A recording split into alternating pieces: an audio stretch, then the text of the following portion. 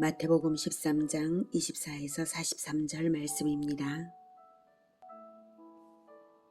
예수께서 그들 앞에 또 비유를 들어 이르시되 천국은 좋은 씨를 제밭에 뿌린 사람과 같으니 사람들이 잘 때에 그 원수가 와서 곡식 가운데 가라지를 덧뿌리고 갔더니 싹이 나고 결실할 때에 가라지도 보이거늘 집 주인의 종들이 와서 말하되 주여 밭에 좋은 씨를 뿌리지 아니하였나이까. 그런데 가라지가 어디서 생겼나이까. 주인이 이르되 원수가 이렇게 하였구나. 종들이 말하되 그러면 우리가 가서 이것을 뽑기를 원하시나이까. 주인이 이르되 가만두라. 가라지를 뽑다가 곡식까지 뽑을까 염려하노라. 둘 다 추수 때까지 함께 자라게 두라. 추수 때에 내가 추수꾼들에게 말하기를 가라지는 먼저 거두어 불사르게 단으로 묶고 곡식은 모아 내 곡간에 넣으라 하리라. 사랑하는 형제 여러분, 6월 18일 토요일 새벽 목상에 오신 것을 환영합니다. 예수님은 천국을 확장해 가는 중이십니다. 예수님의 천국 확장은 영토 확장이 아니라 백성 확장입니다. 백성 확장은 마치 생명의 원리대로 확장됩니다. 천국 씨앗을 뿌렸을 때 천국 씨앗을 품는 자에게는 생명이 나서 자라고 열매를 맺어서 확장이 되죠. 천국은 그렇게 생명이 확장되듯이 확장됩니다. 그래서 23절까지는 4가지 땅의 비유로서 천국 비밀을 가르치셨죠. 좋은 땅은 하나님의 말씀을 잘 품는 사람입니다. 잘 품어야 싹이 나고 결실을 합니다. 결실로 나타나는 것만 자기 증명이 되는 것이니 결실될 때까지 사모하며 품어야 하는 것입니다. 하나님의 아들 예수님을 닮은 성품과 전도의 열매로서 자기 증명이 되는 것입니다. 말씀을 품지 않고는 안 되는 일이죠. 오늘은 또 다른 비유들을 볼 것인데요. 이렇게 비유로 가르치시는 이유는 천국 백성들은 실천적이니까 기쁨으로 깨달아져서 실천으로 열매 맺으라고 그러시는 것이고, 천국 백성이 아닌 자들은 귀로만 듣지 마음에 품어지지 않아서 천국 비밀을 못 가지게 하시는 것입니다. 즉 비유를 깨닫고 실천하면 천국 백성이요, 듣기만 하고 말면 천국 백성은 아닐 것입니다. 30절까지 30절까지 읽었는데요. 24에서 30절은 가라지 비유라고 합니다. 32절까지는 겨자씨 비유, 33절은 누룩 비유, 34, 35절은 비유로 말씀하시는 까닭을 밝히고요. 36절에서 43절까지에서 가라지 비유를 직접 해석해 주십니다. 그래서 바로 36절로 넘어가서 읽고 난 후에 다른 비유로 들어가도록 하겠습니다. 36절. 이에 예수께서 무리를 떠나사 집에 들어가시니 제자들이 나와 이르되 밭의 가라지의 비유를 우리에게 설명하여 주소서. 대답하여 이르시되 좋은 씨를 뿌리는 이는 인자요 밭은 세상이요 좋은 씨는 천국의 아들들이요 가라지는 악한 자의 아들들이요. 가라지를 뿌린 원수는 마귀요 추수 때는 세상 끝이요 추수꾼은 천사들이니 그런즉 가라지를 거두어 불에 사르는 것 같이 세상 끝에도 그러하리라. 인자가 그 천사들을 보내리니 그들이 그 나라에서 모든 넘어지게 하는 것과 또 불법을 행하는 자들을 거두어내어 풀무불에 던져 넣으리니 거기서 울며 이를 갈게 되리라. 그때의 의인들은 자기 아버지 나라에서 해와 같이 빛나리라. 귀 있는 자는 들으라. 네, 좋은 씨를 뿌린 주인이 있고 가라지를 덧뿌린 원수가 있습니다. 씨 뿌리는 자의 비유에서 씨는 천국 말씀이었는데요. 가라지 비유에서 씨는 사람을 의미합니다. 명쾌하게 말씀을 하셨어요. 38절에서 밭은 세상이요 좋은 씨는 천국의 아들들이요 가라지는 악한 자의 아들들이요. 가라지 비유의 핵심은 세상 끝에 심판이 있다는 것입니다. 세상 끝에 반드시 심판이 있기 때문에, 그리고 당장은 천국의 아들들을 보호하기 위한 목적으로 마귀의 아들들을 즉시로 제거하지는 않는 것뿐이라는 말씀입니다. 심판은 반드시 있고 심판을 당하는 자들은 41절에 인자가 그 천사들을 보내리니 그들이 그 나라에서 모든 넘어지게 하는 것과 또 불법을 행하는 자들, 거두어낸다고 했죠. 그래서 심판을 당하는 자들은 바로 그 나라에서 모든 넘어지게 하는 것과 불법을 행하는 자들입니다. 심판 때에는 그때 의인들은 자기 나라에서, 자기 아버지의 나라에서 해와 같이 빛나리라고 하셨습니다. 예수님이 비유로 말씀하시는 이유는 듣는 대중에 두 부류가 섞여 있기 때문입니다. 41절에도 말한 것처럼 그 나라에서, 이미 그 나라 안에 소속되어 있었어요. 그 나라에서 넘어지게 하는 것도 있고 불법을 행하는 자들이 있는 것입니다. 그리고 의인들은 그 나라에 있는데 자기 아버지의 나라에서 해와 같이 빛난다. 즉 아버지의 아들다운 그러한 해와 같이 빛나는 그러한 자들이 바로 의인들입니다. 자, 예수님이 이렇게 비유로 말씀하시는 이유는 듣는 대중의 두 부류가 분명하게 섞여 있기 때문이죠.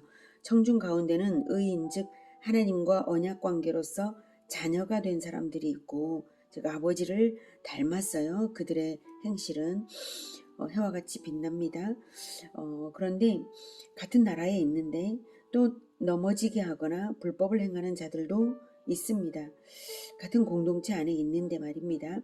이사야 때와 마찬가지로 이스라엘의 주류는 선민을 표방은 하지만 언약관계에 참된 실천은 없고 율법주의로 백성들을 정죄하여 넘어지게 하고 자기들은 오히려 불법을 행하는 자들이었습니다. 마태복음 12장까지 읽는 동안 바리새인과 서기관들이 바로 그들이었다는 것을 우리는 보았습니다.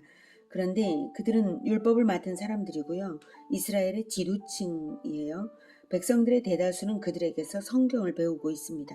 그러기에 예수님께서는 부지런히 천국 말씀을 뿌려만 주실 뿐 주류 사람들을 뽑아내는 혁명을 하지는 않으시는 것입니다. 가라지를 뽑지 않으시는 것입니다. 가라지를 뽑지 않는 이유는 곡식을 해롭게 하지 않으시려는 배려일 뿐이지 가라지에 대한 심판이 없는 것이 아닙니다. 심판은 분명히 있고 심판 때까지 곡식과 가라지는 둘 다 교회 안에 존재합니다. 곡식인 우리는 가라지 때문에 고통과 불편을 당하면서 살아갈 수밖에 없습니다. 우리가 어떤 지혜를 가져야 할까요? 저는 가라지와 곡식을 분별하는 분별력을 달라고 하나님께 기도하겠습니다. 곡식과 가라지는 겉모습이 똑같아서 겉으로만 보고는 알 수 없습니다. 결실 때에 열매가 나타나면 그제야 알 수가 있지요. 열매를 보고 분별하며 가라지의 영향권에 들지 말아야 하겠습니다. 분별력을 달라고 기도하는 것은 가라지를 뽑기 위해서가 아니라 피하기 위해서일 뿐입니다. 심판은 심판 때에 주님께서 하실 일이죠. 우리 일이 아닙니다. 우리는 다만 가라지를 피해야 합니다. 목사로서 우리 교회의 모습에 대한 바람은 가라지가 섞이지 않기를 바라는 것입니다. 가라지가 생기는 이유는 25절에 보면 잠잘 때에 사람들이 잘 때에 즉 주인의 종들이 잘 때에 그 원수가 와서 곡식 가운데 가라지를 덧뿌리고 갔기 때문입니다. 주의 종들이 영적인 잠에 빠지면 마귀가 가라지를 교회에 덧뿌리는 것입니다. 그래서 주의 종으로서 제가 할 것은 영적인 잠을 자지 않고 늘 깨어서 교회를 기도와 진리의 가르침으로 지키는 일입니다. 그러면 가라지들은 우리 교회에서 베풀어지는 가르침을 싫어해서 떠날 것입니다. 우리 교회에서 행하는 실천에 참여하기 싫어서 떠날 것입니다. 그것은 시편 1편이 말하는 대로 악인들은 바람에 나는 겨와 같기 때문에 정착하지 않고 떠나는 것입니다. 시편 1편 4, 5절에는 악인들은 그렇지 아니하며 오직 바람에 나는 겨와 같도다. 그러므로 악인들은 심판을 견디지 못하며 죄인들이 의인들의 모임에 들지 못하리로다 라고 말씀하십니다. 심판의 말씀을 거부하는 사람들은 심판을 피하지 못합니다. 그러나 심판의 말씀을 들으며 회개하는 사람들은 의인들의 모임에 남는 것입니다. 좋은 씨로 난 것이라면 좋은 씨들이 날 것입니다. 좋은 씨는 예수님입니다. 우리가 예수님을 영접했으니 예수님의 가르침과 실천을 주시는 대로 배우며 따라가야 하겠습니다. 자, 이제 31, 32절 겨자씨 비유를 볼게요. 또 비유를 들어 이르시되 천국은 마치 사람이 자기 밭에 갖다 심은 겨자씨 한 알 같으니 이는 모든 씨보다 작은 것이로되 자란 후에는 풀보다 커서 나무가 되며 공중의 새들이 와서 그 가지에 깃들이느니라.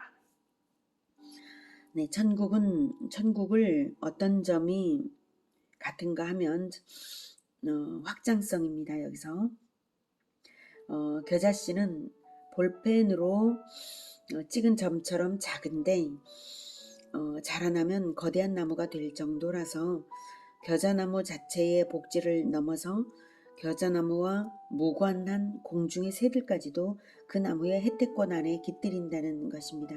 겨자나무는 또한 많은 양의 겨자씨를 생산할 것은 말할 것도 없습니다. 천국은 하나의 씨와 같은 단순한 복음의 말씀을 믿는 것에서 시작해서 한 사람을 위대한 인간으로 성장하게 하고 그 위인으로 인한 혜택은 교회 공동체는 물론 사회에까지 퍼진다는 뜻입니다. 공동체의 성장이 그렇게 거대해진다는 의미도 됩니다. 그러면 공동체 자체만 아니라 교회가 있는 사회 전체가 혜택권이 되지요. 어떤 생각이 드십니까? 저는 작은 어린이들에게 복음을 가르치는 일의 귀중함을 생각합니다. 그리고 반드시 큰 나무로 자라날 소망을 가져야 할 것입니다. 우리 교회가 겨자씨 같은 복음의 말씀을 뿌리면서 겨자나무와 같은 위인들이 많이 배출되기를 소망합니다. 우리 교회가 또한 그 겨자나무 같아지기를 바랍니다. 33절은 누룩 비유입니다. 또 비유로 말씀하시되 천국은 마치 여자가 가루 서말 속에 갖다 넣어 전부 부풀게 한 누룩과 같으니라. 여기서 누룩은 무교병에서의 누룩의 상징과는 무관합니다. 여기서의 누룩은 확장성입니다. 겨자나무가 외면적인 확장성이라면 누룩이 가루 서말의 반죽을 전부 부풀게 하는 확장성은 내면적 확장성과 변화입니다. 질적인 변화를 불러일으키는 확장성이 바로 복음의 말씀에 있다는 것입니다. 공동체 안에 진리의 말씀이 뿌려져 있으면 말씀은 반드시 일을 하고 변화를 일으키고 확장됩니다. 34절 예수께서 이 모든 것을 무리에게 비유로 말씀하시고 비유가 아니면 아무것도 말씀하지 아니하셨으니 이는 선지자를 통하여 말씀하신 바 내가 입을 열어 비유로 말하고 창세부터 감추인 것들을 드러내리라. 함을 이루려 하시니라. 예수님께서 대중 설교를 하시는데 청중 가운데에는 믿음이 있는 사람들도 있고 믿음이 없는 사람들도 있습니다. 그래서 예수님께서 믿는 자들만 알아들을 수 있는 비유를 사용하십니다. 그런데 이 행동은 이 비유는 구약의 예언대로 성취하시는 행위였습니다. 비유가 아니면 아무것도 말씀하시지 않으셨다는 것은 모든 가르침에 대해서가 아니라 천국에 대한 가르침만큼은 비유로만 하셨다는 뜻입니다. 그만큼 핵심적이고 중요한 가르침이겠죠. 그것이 선지자를 통해 예언하신 것인데요. 이것은 시편 78편 2절을 인용하신 것입니다. 내가 입을 열어 비유로 말하고 예수님이 입을 열어 비유로 말하고 그리스도께서 직접 입을 열어 계시하신다는 사실을 시편 78편 2절에서 말씀한 것입니다. 그리고 그 계시의 내용은 얼마나 엄중한 비밀인지 창세부터 감추어졌던 비밀입니다. 그러니 비유로 말하는 이유가 드러내기 위해서입니까? 감추기 위해서입니까? 창세부터 감추어졌던 비밀을 그리스도께서 직접 오셔서 입을 열어서 말씀하시는데 비유로 말씀하십니다. 네, 드러내기 위해서 오셨고 드러내기 위해서 입을 여셨고 드러내기 위해서 말씀하신 것입니다. 드러내고자 하시는 것이 예수님의 본심이십니다. 그래서 간절히 듣기를 사모하여 듣고 깨달으라는 의미죠. 이렇게 창세 때부터 감추인 엄청난 비밀을 말하니까 제발 알아들으라는 뜻으로 비유로 말씀하시는 것이죠. 비유가 아니면 결코 계시하실 수 없었습니다. 너무나 진귀한 가치를 가진 비밀이어서 그렇습니다. 네 가지 땅의 비유를 알아들은 천국 백성은 좋은 땅처럼 말씀을 끝까지 품되 결실을 내기까지 품습니다. 가라지 비유를 알아들은 천국 백성은 말씀에 비추어 사람을 분별하며 악인을 쳐내지 않고 인내하며 최후 심판을 기다립니다. 겨자씨 비유를 알아들은 천국 백성은 아무리 작을지라도 복음의 말씀을 뿌립니다. 누룩의 비유를 알아들은 천국 백성은 사람을 변혁시키는 것이 말씀의 능력임을 알고 누룩을 넣듯이 사람에게 말씀을 넣어줍니다. 어느 비유 하나도 말씀의 능력과 무관한 비유가 없습니다. 그리고 비유를 이해하는 비결은 실천에 있습니다. 실천적 관점을 가진 사람은 비유를 이해도 하고 실천으로 보배를 얻습니다. 말씀을 품고 말씀을 뿌리고 말씀으로 분별하고 말씀을 넣어주고 말씀대로 열매를 맺습니다. 창세로부터 역사를 관통하며 성경을 조성해 오신 하나님께서 마침내 예수님 때에 와서 그 말씀을 완성하시고 성경으로 우리에게 남겨주셨습니다. 수천 년의 경륜이 담긴 말씀이 내 안으로 들어와서 성품으로 자라고 제자로 열매 맺을 때 그것이 영원한 천국입니다. 날마다 천국을 품고 키우고 확장하는 우리 모두가 되기를 축복합니다. 기도하겠습니다. 하나님, 우리에게 수천 년의 결실인 말씀을 주셔서 감사합니다. 이 말씀으로 우리가 진정 우리 주 예수님을 닮아가기를 원합니다. 주 하나님의 말씀을 우리 안에서 깨닫게 해주시고 그리고 이 말씀을 품고 예수님께서 재림하실 때까지 잃지 않고 품고 생명으로 자라나게 해주시고 말씀을 가지고 사람들을 분별하여서